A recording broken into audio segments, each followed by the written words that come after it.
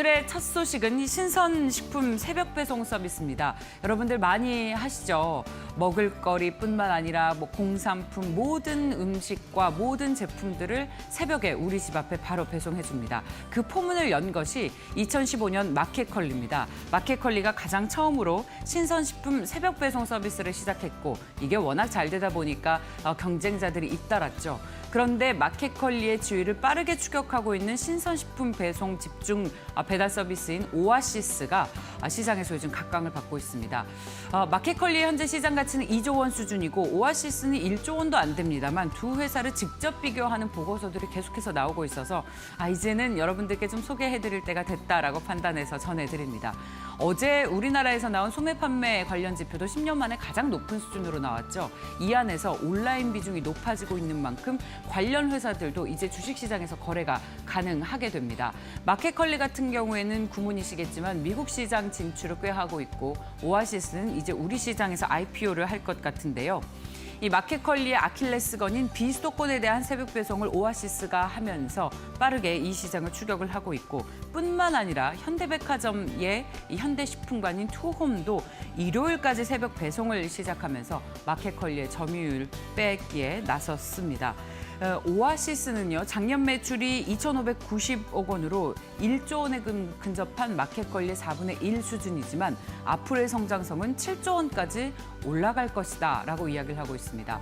마켓컬리는 굉장히 장사는 잘 됩니다만 사실 수익성은 적자입니다. 이익은 계속 적자를 나타내고 있는데 오아시스는 꾸준히 흑자를 기록하고 있는 것이 앞으로 성장성에서 이제 기대되는 부분이다라는 것인데 최근에 주목할 것은 마켓컬리에 투자했던 벤처회사인 한국투자파트너스가 이 마켓컬리의 지분을 빼고 그대로 오아시스에 투자를 하면서 앞으로 투자자들이 이 부분에 더 관심을 기울이게 됐는데요. 자, 미래에셋증권을 비롯한 증권사들에서 마켓컬리가 아닌 오아시스에 대한 호평이 계속 나오고 있고 앞으로 증권사의 상장이 기대가 되는 만큼 주목하고 있는 이슈입니다.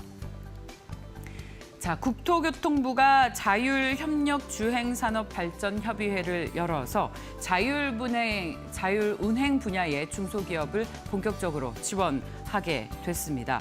어제 한 세미나를 열어서요, 이 자율주행 분야 중소기업과 또 벤처 투자 회사들을 1대1 면담을 하는 비즈니스 세미나를 개최를 했는데요. 여기에는 벤처캐피탈 3사, 코오롱 인베스트먼트, 인포뱅크, 카이로스 벤처스와 또 중소기업 10개 회사가 참여를 해서 1대1 면담을 통해서 앞으로 투자를 어떻게 하면 좋을지, 투자 의향이 있는지, 투자 의향이 있는 이 중소기업, 자율주행 분야의 투자 의향이 있는 벤처캐피탈과 신규 투자를 희망하는 중소기업의 만남의 장을 마련했습니다. 정부에서도 계속 이 자율주행 분야, 특히 중소기업까지 투자를 확대하고 있는 모습이 눈에 띕니다.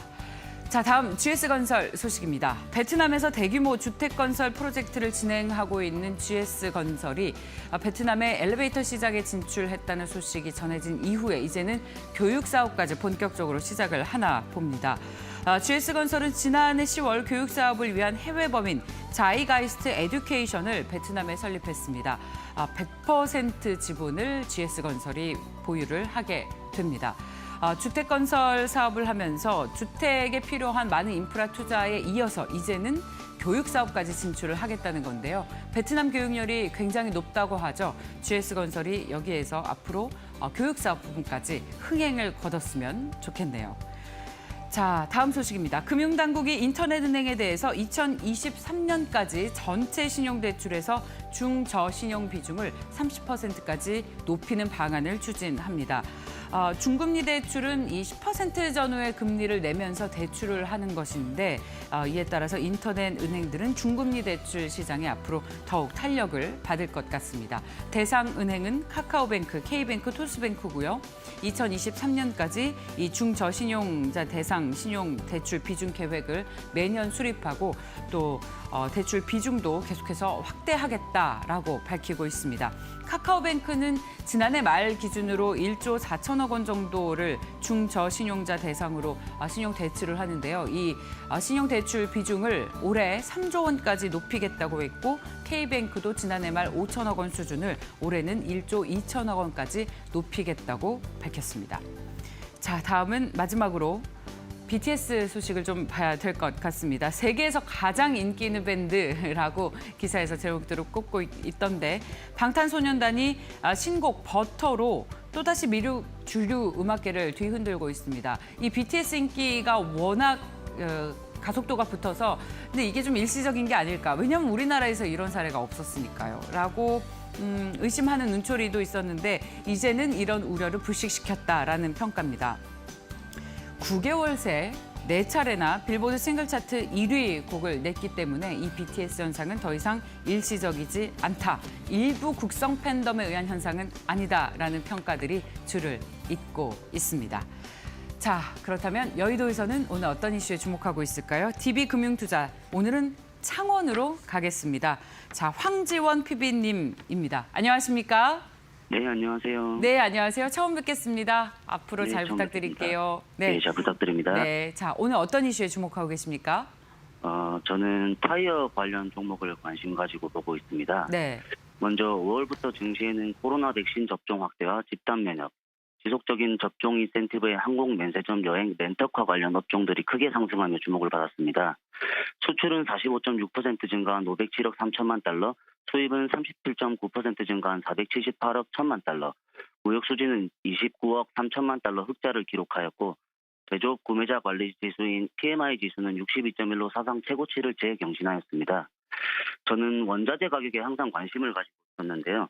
천연 고무값이 1년 새 87% 넘게 상승하고 있습니다. 그래서 자연스럽게 타이어 관련 종목을 지켜보게 되었는데요. 그런데 원재료값 상승의 비용 증가가 우려될 수밖에 없었습니다. 그러나 집단 면역을 생각해보면 보복 소비 관련 소비주, 여행, 항공주 등 수혜를 입을 것이며 이는 결국 이동 재개로 이어져 타이어 수요가 확대될 것으로 예상할 수 있었습니다. 그래서 타이어 관련 이슈로 먼저 반덤핑 관세율 조정과 판가 인상에 주목했습니다. 관련 종목은 한국타이어앤테크놀로지, 금호타이어, 넥센타이어, 동아타이어, 금호석유 등이 있습니다. 5월 24일 미국 상무부는 수입 타이어에 대한 반덤핑 관세율 조정을 발표했는데요. 한국타이어에는 약 38%에서 27%, 금호타이어에는 약 27%에서 21%, 넥센타이어는 관세율이 오히려 소폭 상승하는 모습을 보이기도 했습니다. 더불어 한국타이어, 금호타이어, 넥센타이어 등 3사는 국내외 타이어 가격을 잇따라 인상하고 있는데요. 한국타이어와 금호타이어는 국내에서 이미 지난 3월 각각 3에서 10%, 5에서 7% 가격을 올렸고 미국에서는 지난달 3에서 5% 인상을 마쳤습니다. 또한 유럽 시장 타이어 가격의 기준인 독일에서 한국타이어와 금호타이어는 7월부터 교체용 타이어 공급가를 기존 대비 3에서 5% 올리기로 하였습니다. 그중 제가 가장 관심 있게 지켜보는 종목은 한국타이어앤테크놀로지인데요. 첫 번째로 한국타이어에 대한 관세율 조정으로 인해 연간 관세 부담 추정액이 약 30% 정도 감소하는 효과를 누릴 수 있게 전망되고 있습니다. 또한 미국 테네시주 공장과 인도네시아 공장 이전 생산 등을 통해 타격을 최소화하게 될 것으로 판단하여 반덤핑 관세 불안감은 해소된 걸로 판단하고 있고요.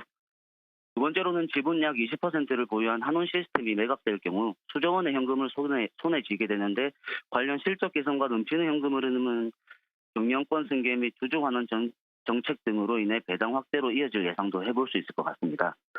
세 번째로는 집단 면역 및 전 세계적 코로나19 감소 추세를 반영 후 이동 재개에 따라 교체 주기가 잦아질 것이므로 수요가 증가될 것으로 판단하고 2분기가 실적 저점이라 생각하여 판가 인상에 따른 이익 개선은 3분기에는 나타날 것으로 예상하고 있고요. 마지막으로 최근 계속 화두가 되고 있는 ESG 경영 가치 실현을 위한 다양한 노력이 글로벌 기관으로부터 인정을 받고 있으며 에코바디스 CSR 평가에서 상위 1% 기업에 부여되는 최고 등급인 플래티넘을 부여받는 등 최상위 ESG 경영 선도 기업을 주도하고 있기에 유심히 관심을 가지고 한번 지켜볼 필요가 있을 것 같습니다. 네, 자, 말씀 여기까지 듣겠습니다. 창원 오늘 날씨 좋은가요? 지금 비가 많이 오고 있습니다. 그렇군요. 네, 예. 알겠습니다. 자, 앞으로 창원까지 가서 저희가 또 고견을 듣는 시간 계속해서 마련을 하겠습니다. 잘 부탁드립니다. 고맙습니다. 네, 감사합니다.